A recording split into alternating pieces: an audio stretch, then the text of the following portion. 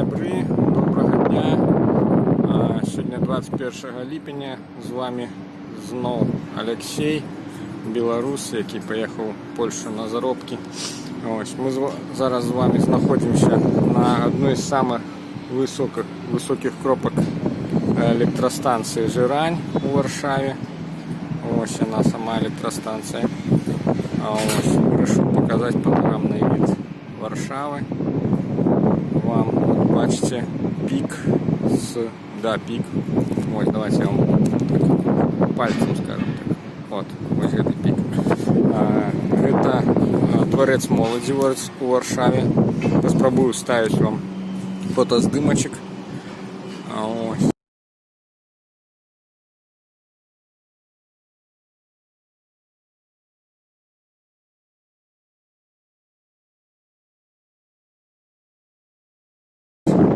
Такая ось Варшава.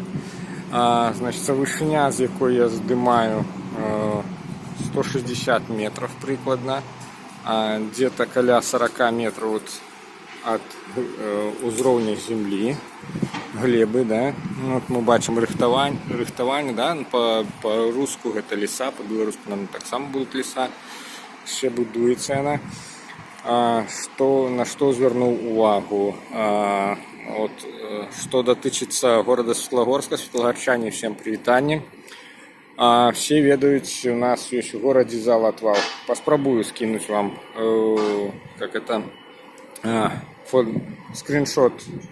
скриншот мапы у спутніковым варыянце, каб вы зразумелі, аб чым ідзе гаворка. Вот залатвал на электрастанцыі ў Польшчы. Вось так ось ён выглядае. Ось бачите, есть водная гладь, да, куды выкидывается зала, перший бассейн, другі, там кудысьці вода уходит. И вот мы бачим бассейн, откуда убрана вода, выбрана, да, вот там внутри зала, пепел.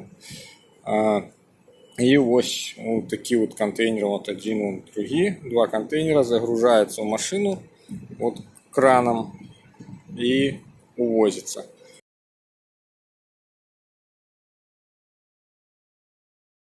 Электростанция працавала на вугле. Вот мы бачим, вельмі шмат. Вообще за все, что это каменный.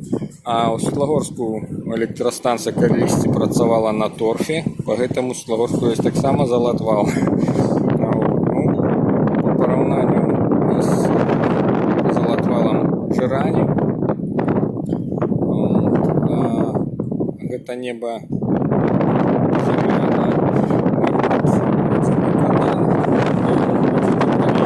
по Варшаве. І ось тут, я не ведаю, нейкі судоремонтны док, судовый док. Бачу, як тут виїжджає баржа. И вот сама речка Вісла. Получается, будет зараз шуметь ветер. Вот сама речка Вісла.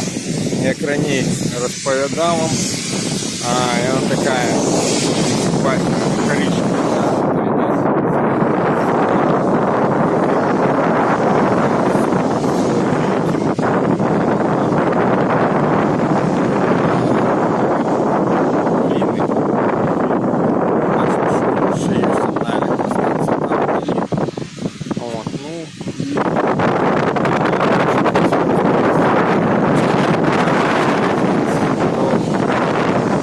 Калі уважліва паглядзець, то в